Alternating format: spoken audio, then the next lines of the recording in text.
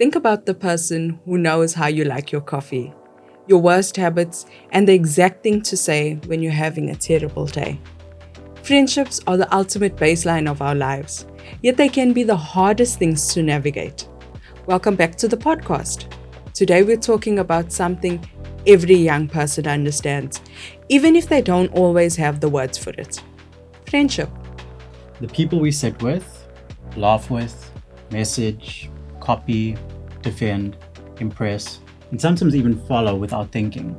They really do shape us. Sometimes it brings out the best in us, but sometimes it slowly pulls us away from who we really are. And peer pressure does not always look like someone saying, do this. Sometimes it looks like just wanting to fit in. Sometimes it looks like staying quiet when something feels wrong. Sometimes it looks like changing yourself just so you don't feel left out. And that's why this conversation is so important, Michaela. We want to help young people think honestly about their friendships, their choices, their identity, and the kind of people that they allow to influence them. So today, Givy and I are joined by Vernon Duboya, a faith-driven mentor and speaker who has openly shared about faith, mistakes, growth, and working with young people. We want to hear his story through the lens of friendship, the good friends, the wrong circles, the pressure, the lessons, and the advice he would give to students and educators today. We know you'll enjoy this episode. Hey, this is AEE bringing you the latest episode of The Accelerator. Make sure to subscribe and stay tuned for the latest in education news.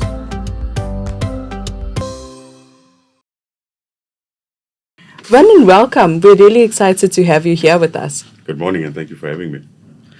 Vernon, before we get into the deeper stuff, I'd love to know about younger Vernon first. Could you describe what you were like as a teenager? Were you quiet? Were you rebellious? Were you mischievous? Were you studious? Were you a little bit of everything? A little bit of everything, but I think chaos was can describe it better. And why would you say chaos? Coming from a family that didn't care too much and allowed me to do what I wanted and experiment with everything, I think that was the start of just me learning how to be chaotic and anarchy and everything else that comes with it. Or can you describe for us what your home looked like? How many siblings did you have? I'm from a mixed race family. My mom's white, my dad's black. I grew up in a time, I went to school in a time where mixed families weren't a thing. It was a problem. I was always the odd one out at school. I was always the kid that was never invited to things because of the mom and dad not being the same. Wow. Birthday parties never worked out because mom and dad aren't the same. So I was always the child that I can't mix with that child because he's, I can't use the word on the cast for it, but Sure. there's words that people used to call me and people used to say about me that the kids weren't allowed coming to parties. Sure, and this was from primary school days onwards. From primary school days. Well, I've got four brothers. I've got a brother and then three sisters, so there's five of us. Got two older sisters, and then it's me in the middle. I've got a younger sister and a younger brother. If I tell you their stories also, it's scary because we've got a line where my sisters all went into prostitution at one stage.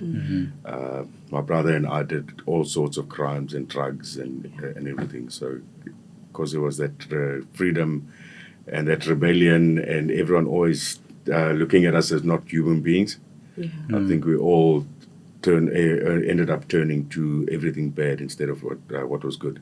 Sure, and what was it like on the playground then at that time? On the playground, I had a friend from Bulgaria in primary school.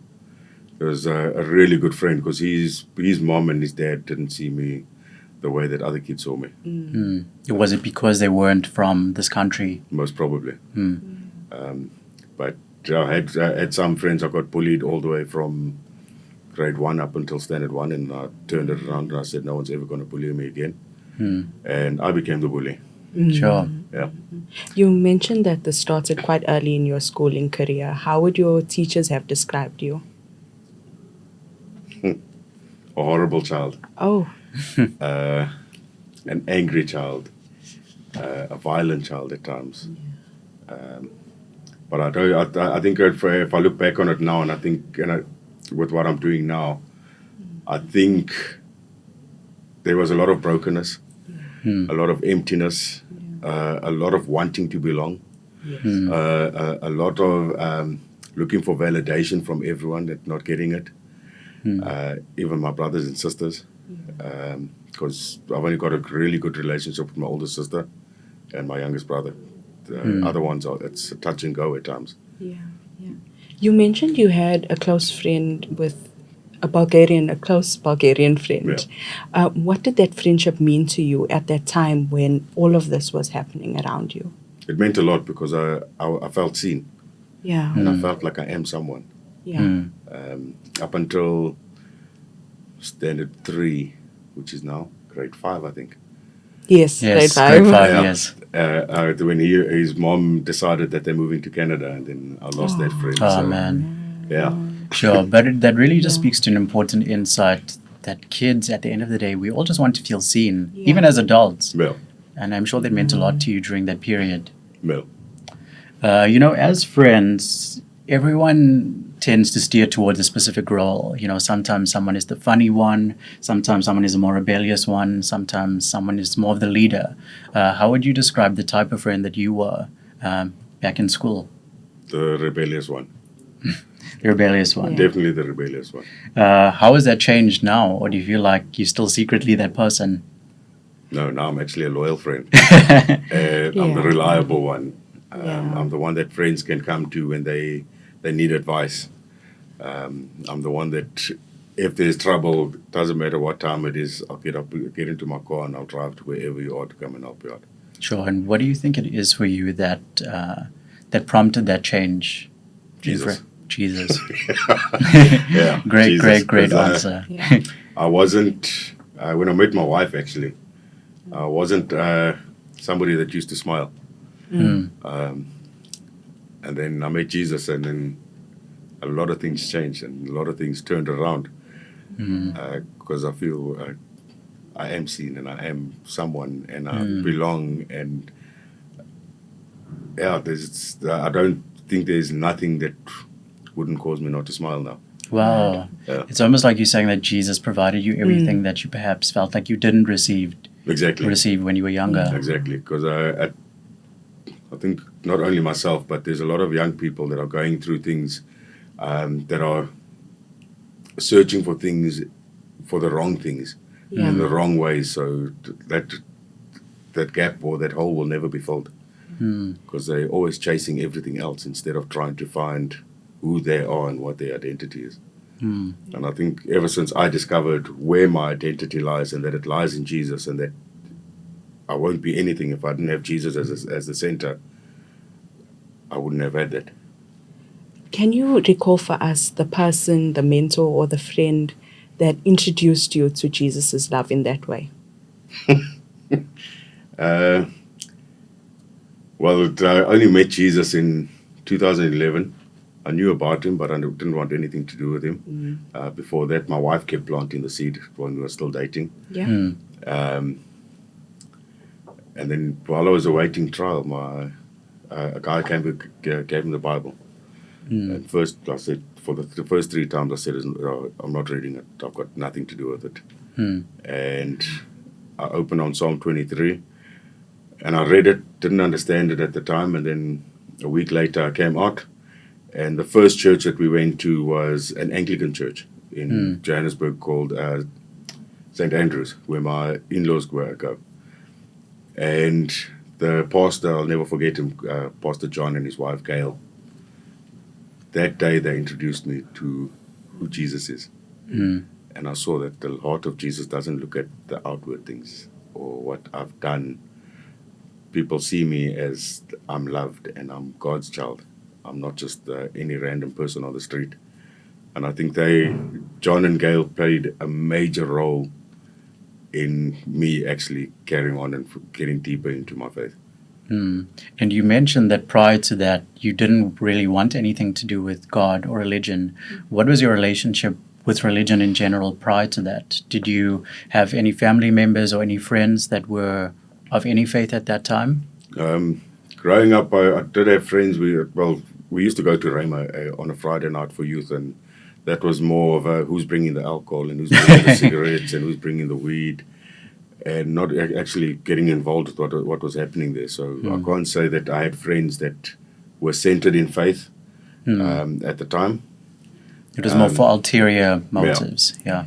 But I do remember that growing up, we tried a couple of churches, and each church had a different story, not knowing that each story falls into place with the Jesus story. I thought that each church is lying and making up their own stories. And that's what drove me away from church. I knew that there's a God. I just didn't believe that Jesus is the Son of God. Because when was it? I was about 15 when we had our house petrol bombed. Sure. Up in Honeydew. And the only thing that survived was the Bible. Wow. So I knew that there is a God, because if there isn't a God, how's that the only book that survives? Out of everything. Out of everything that burned. But still, I was looking for other stuff instead of looking for the right stuff. I just want to pivot to your friends and the way they influence you. Jim Rohn, he's a Christian motivational speaker. He says that you are the average of the 5 people you spend the most time with. At what point did you start realizing that your friends aren't just people you hang out with, but they actually influence the way you live your life? I think when I got into security, Okay. because At what age was this? 15 I started bouncing. I was bouncing with tricks from the clubs when I was in grade 9. Sure. So I grew to this size. I started shaving in primary school. So I've always had a deep voice. And that's how I got into it, because my elder sister was involved with it. But the type of friends that I had at that time were the only men that were teaching me how to become a man. And when I look at it, it's not actually the ideal way to become a man, because they teach you men don't cry. They teach you that you have to be hard, that you have to fight, that you have to be violent, that you have to be aggressive to have your way. And those were the type of people that I looked up to, because they gave me validation, and the validation that I wanted. And then those aren't the type of friends that I would suggest for anyone. So you'd say that was a friendship circle that you kept and later regretted? Yeah, Yeah. definitely. Do you have any stories of friends that had a positive influence on you? A Scottish friend, well, Irish friend actually, Gavin and his family. They were the only friends that made an effort to come to my birthday party. That was my last birthday party I said to my family I ever wanted, which was when I was 10. And their family was so positive about everything. But I also think they tried showing me that there is a faith, but I just wasn't interested at the time. And that positive friendship, what did it tell you at that time about who you should keep close to you in terms of friendship? I never thought of it when I was at that time. But if I think about it now, I should have actually listened or stayed closer to friends like that, and not the people that were trying to teach me everything the wrong way. Sometimes it is hard to walk away from friendships. What was your deciding factor in moving away from your negative influences? Family. Family. Yeah. In a good way. Did they In a stay? very good way. My wife actually. But I always knew that I wanted a family. Yeah. And I'm sure most people feel that. You want a family, you want to settle down, you want to live a good life. And I think when I met my wife, I didn't know it at the time, but it was something that I needed. But she also interceded and prayed for me, and her family did the same for me. And can you just chat to me about what the actual process was like of walking away from friendships that perhaps didn't serve you or serve God? So it was difficult. But it also made me realize a lot of those people that I did call friends weren't actually friends. They were just people that were there because they knew they could get something out of me. Sure. Or that I could supply them with whatever I was selling at the time. And So it was quite transactional. it was very transactional. because there's very few people that I can say count on one hand and say these are actually real friends that stuck around from when I was younger. The reason why I asked is just because so many kids today, and even adults, they find the idea of walking away from friendship so difficult just because they don't know how to. What sort of advice, being in the place that you're in now, being a dad as well, what advice would you give to people about how to respectfully walk away from friendships that just don't serve you? Always look at the pros and cons. And if it's people that really want nothing to do with faith, or people that are not interested in what you believe in, and they want to keep doing what they're doing, I think that's the easiest way to walk away from people, because you've tried with them and you've tried to show them that there's a better way. So it's easier walking away from them in that sense. But if it's friends that are positive, or friends that are trying to walk a Christian walk, or trying to walk by faith, and they're stumbling and struggling at times, those are the friends that you should be trying to help. But you should also be surrounding yourself with people that you can be held accountable to. Accountability, absolutely. Yeah. You mentioned how family, or wanting to be a family man, steered you away from your negative influences or the life that you didn't want to live anymore. A lot of content out there geared, especially towards young males, speaks about the alpha male and how marriage is not something to look forward to. We shouldn't be worried about starting a family. Or that men don't cry, like men you don't mentioned. cry. They promote promiscuity. What can you list, or how can you encourage a young man to say, hey, this is a better way of living your life compared to that toxic masculinity? Biblically, we are called as men to have a family, Yeah. to leave our mothers and fathers, to settle down, and to have our own children one day. Yeah. And for young men, I know we are so easily influenced by what the world has. Young men in the lower income areas are so influenced by gangsters and drug lords and all sorts of type of people that if you're hanging out with them or if you're getting advice from them, it's just going to get you into trouble. Yeah. But not only trouble, you can also sometimes end up dead. So find a group of people that are doing the right thing, because doing the right thing is always filling. It's you don't have to look over your shoulder. You don't have to worry about what's coming or what is going to happen if I keep doing these things. Yes. But yeah, me finding people that are doing the right thing at all times. But I think the most important thing is finding somebody that has a foundation in faith. Because if you don't have a foundation in faith, it's pointless having a friendship that is going to be teaching you the wrong thing or guiding you the wrong way, and then you still have to try and figure things out for yourself at the end of the day. You know, I believe that peer pressure and influence, subtle influence, are two sides of the same coin. And I remember a few years ago seeing this video of a young girl sitting with a group of friends, and they were all smoking. And a friend offered her a pack of cigarettes, and she declined. She said, no, I don't smoke. But then sitting and watching everyone look so cool in her mind, smoking, she looked around and felt, oh, she wasn't doing what they were doing. She wasn't being cool. And that's how she started smoking. Just no one forcing her, no hard bullying, if you want to call it, into smoking. So what did peer pressure look like for you in your life? Exactly the same. Yeah. Because everyone else is doing it. I want to fit in. But it's wanting to fit in, wanting to belong, wanting to be part of the group. Because we weren't created to be alone. Yes. We also weren't created to be by ourselves, like people say, the lone wolf. We weren't designed like that. So it's almost like you went and did those things to receive some form of acceptance. Yeah. So what do you think young people are most afraid of when they choose to walk away from things like that? Being teased. Being ridiculed. Being the one person that isn't fitting in. Because we live in a society where if you're not fitting in, or if you're not doing what we're doing, then you're the loser, or you're the geek, or you're the nerd, or you're just not a person because you don't fit in with everyone else. I like that you mentioned fitting in. There's always the strong desire for young people to fit in or have a sense of belonging. Why do you think that's such a powerful thing for them?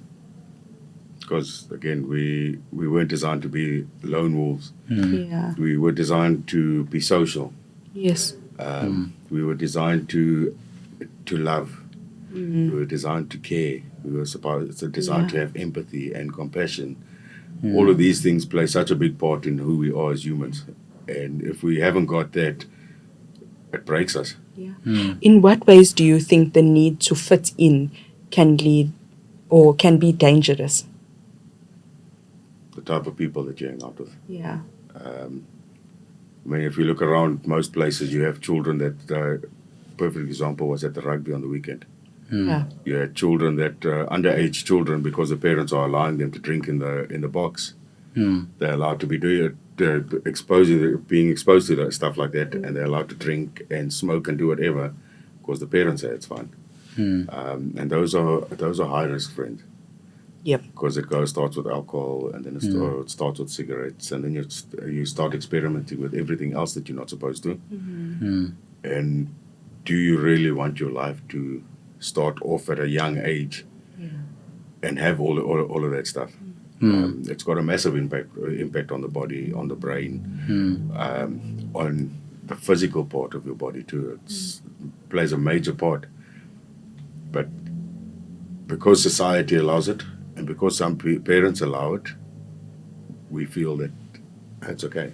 And the thing with high risk friends is that there's often warning signs right at the beginning. You know, people often look later and they say, why don't I see these earlier? But it's often that we suppress those warning signs or those red flags. For you, what were some of those warning signs at the beginning of maybe not the best friendships, if you felt those? I've never actually felt this. Because doing half of the things that we did, or getting involved with half of the stuff that I was getting involved with, I was part of the group. I was somebody there. Yeah. Sure. Just aside, I want to ask if you could elaborate on the dangers that getting into these bad habits have on a young child. You mentioned like the effects it has on your body and stuff like that. So Smoking, I smoked for a very long time. It damages your lungs, especially if you're a sports person. You struggle to breathe. It's got so many negative things. Your lungs go black. It destroys your health on the inside. Drugs, if you put anything up your nose, it destroys your brain. Research has shown that it burns holes into your brain. And the number one drug for that is, the number one drug, there's two drugs, which are the number one drugs, which is cocaine and crystal meth. They burn holes into your brain and into your the bridge of your nose, and it destroys you as a person, where you can't function 100%, and you talk to yourself, and then you got horrible mental health issues, and so those are all the things that play such a horrible part in doing the negative things. yeah. Because how do you become a positive grown up, or how do you make it into adulthood? It's impossible. For some people, you're lucky, but for some of us, you can't be that lucky. What might teachers, parents, or adults notice before a student says anything about their friend group or any peer pressure they may be facing? Behavior, character change, body language, dress code. So a lot of those things, you can pick them up so quickly. And being a dad and having done all the things that I've done, I pick up these things very quickly when it comes to my own daughters. Because I don't want my daughters to be surrounded by people that were doing drugs in high school, or drinking in high school, or having risky behavior where if they get a scooter or a motorbike that they drive on the wrong side of the road. Or foul language. Perfect example is foul language. When your child starts saying stuff that's out of character, or your child starts saying stuff that they shouldn't be saying, because a lot of times it's said, oh no, it's learned at home. But there's a lot of times where it's taught by friends at school. Do you think that friendship looks different today versus when you were back at school? by far. In what ways? My youngest daughter is mixed. My stepdaughter, which is in matric this year, everybody knows that I'm her dad, and it's color is not seen anymore.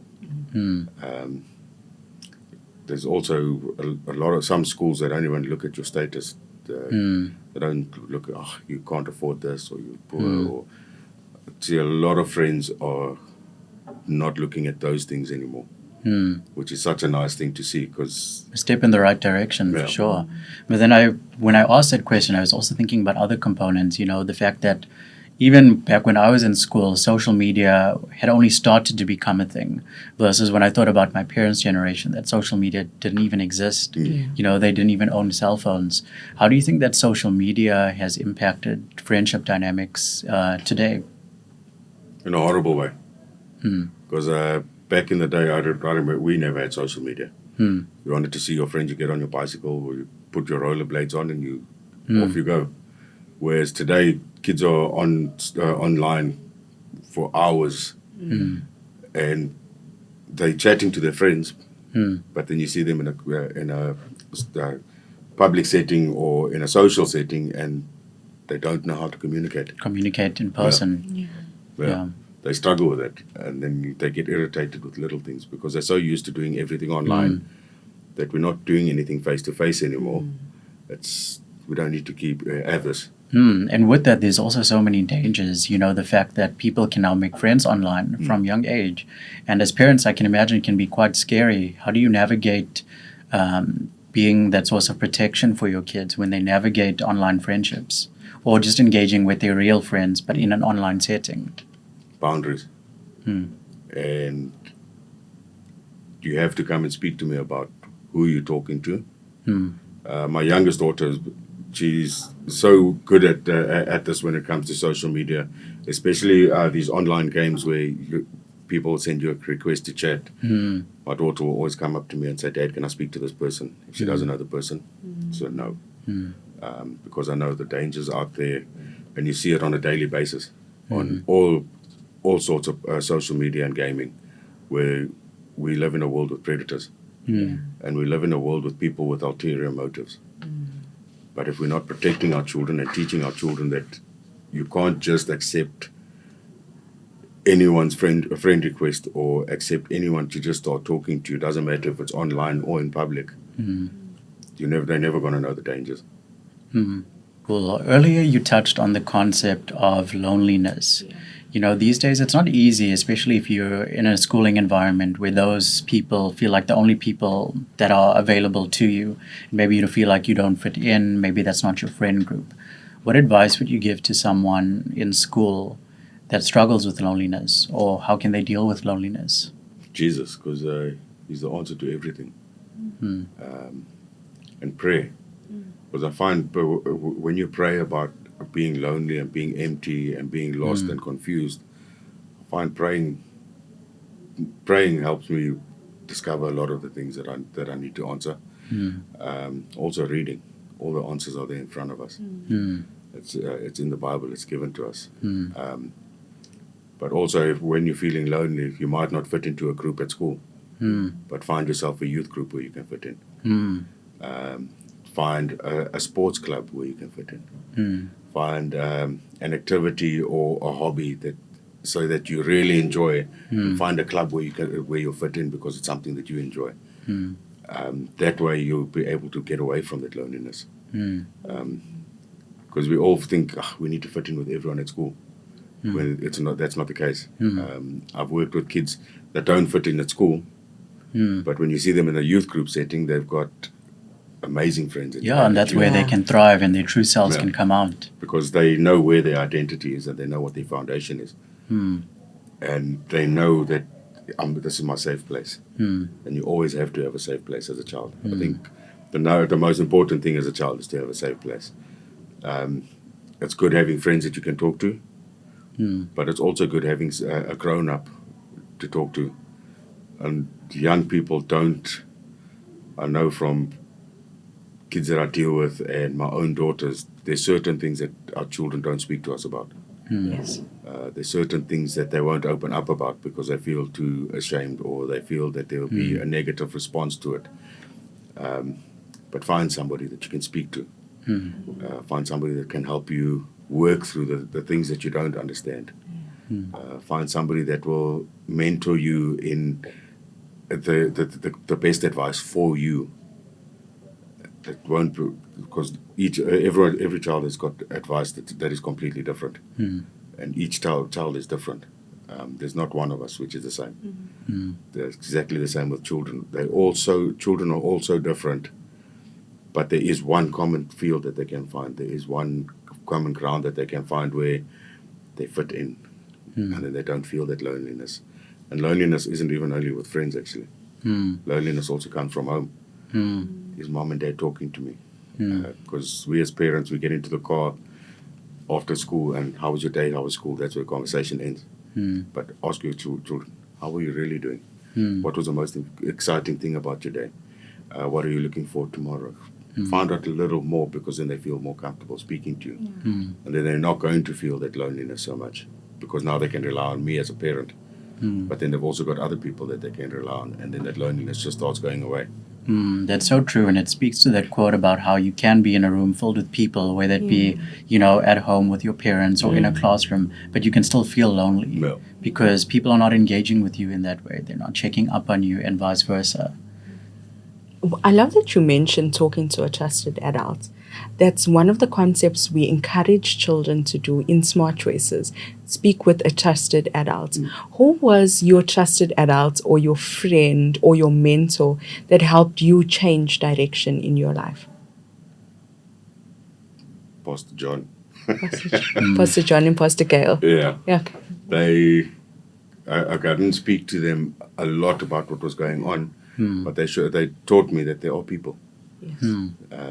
The one person that I do speak to about everything is my wife, because that's who my best friend is. That's the one person I can rely on. And then I also have a few men that I speak to about when I'm going through things, because, again, we all need someone. Yes. And we try and carry things by ourselves where it's impossible to carry everything by yourself. So surround yourself with people that have got a faith foundation and that can help you work through things and also understand what you're going through, because then they will also open up to you at the end of the day. I love that you touch on good friends and having good people around you. What do healthy friendships look like to you now? Somebody, if I'm going through something, or whether it's good or bad, where I can pick up the phone and say, hey, this is going on, this is so good, and then we celebrate it.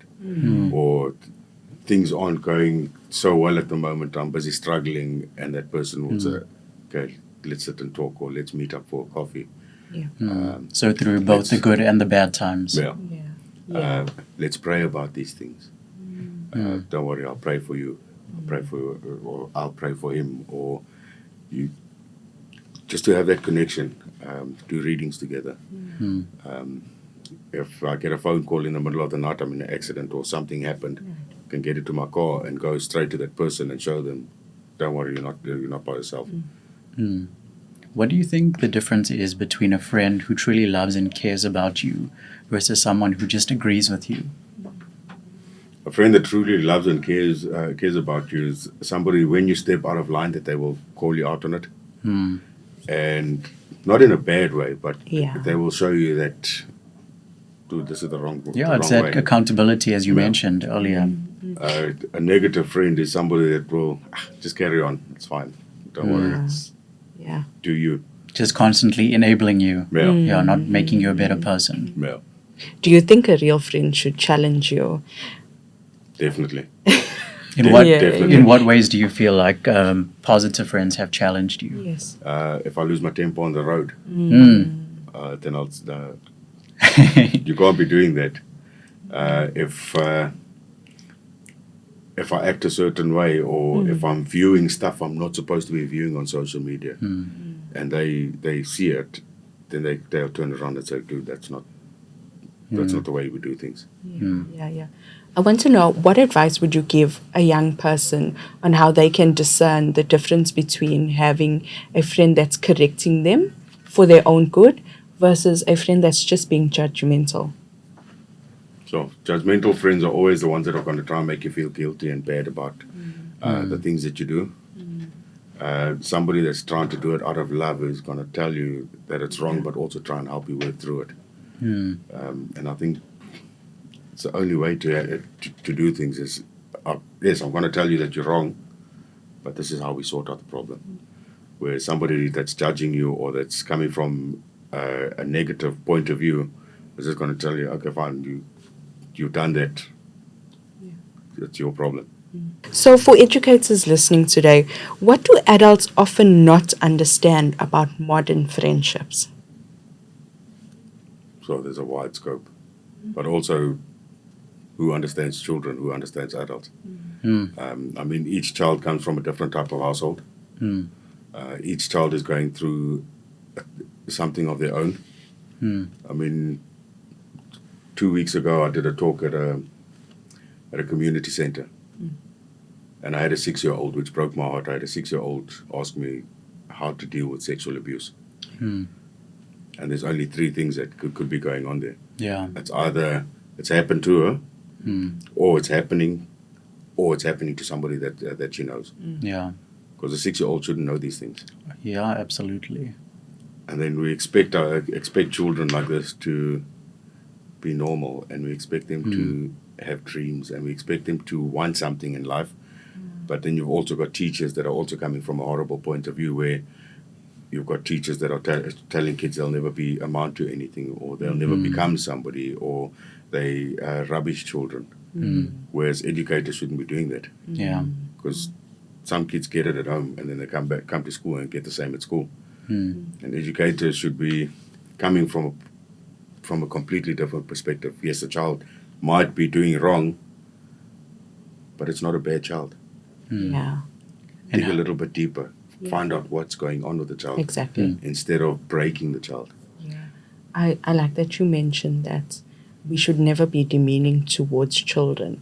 What advice do you have for teachers or parents? What else do you think they should avoid saying when a child finally opens up to them? Don't say anything negative. I live by the motto, there's no such thing as a bad child. When a child opens up to you, listen, understand.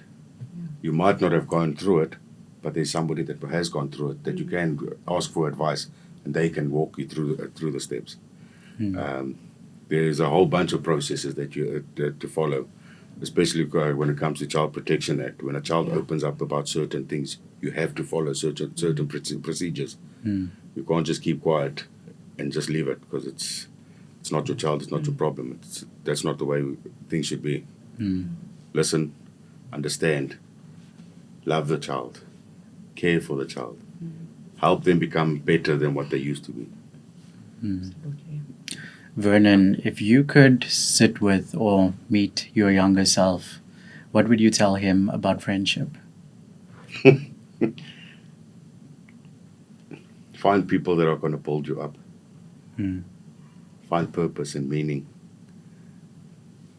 Look forward and not stop looking back at what was. You can't change what happened, but you can move to a brighter future. Do you feel that for a period of time you were dwelling on the past quite a bit? I was, but now my past is working for me.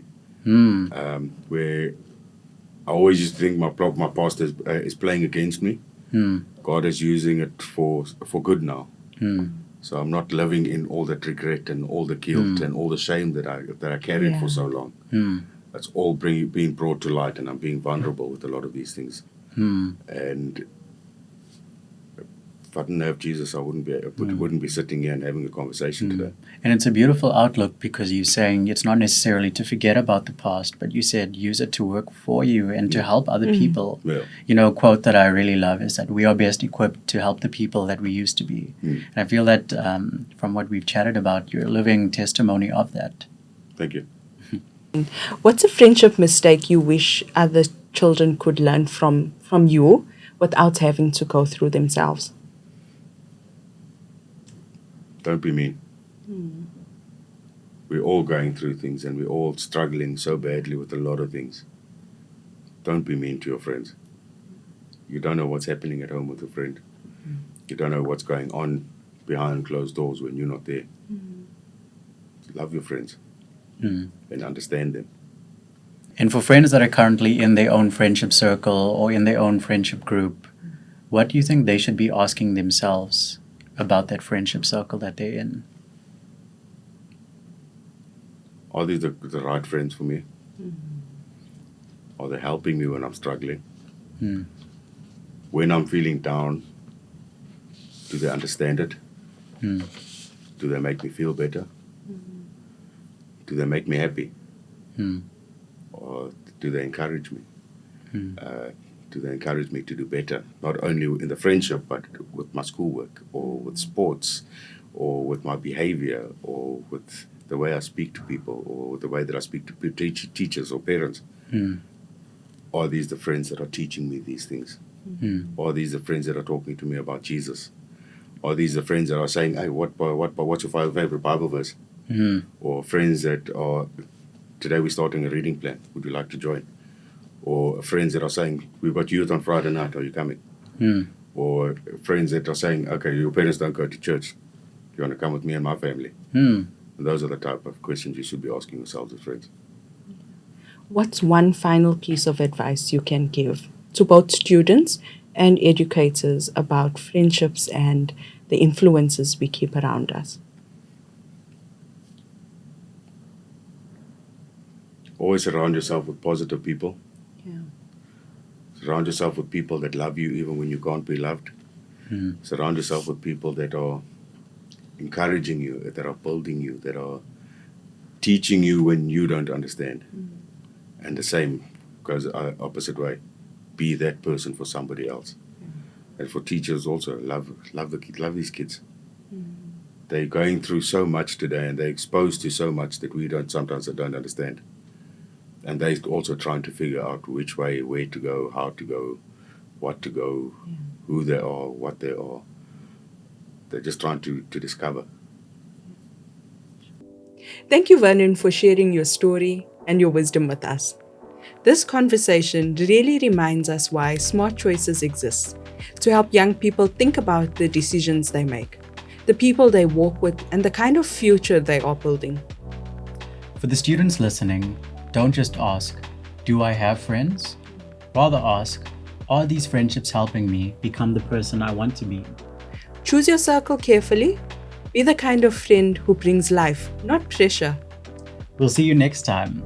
If you made it this far, send this to your best friend to let them know that you thought of them. If you want to find out more about smart choices, visit the link in the description box below. Thanks for listening. Until next time, stay smart, stay grounded.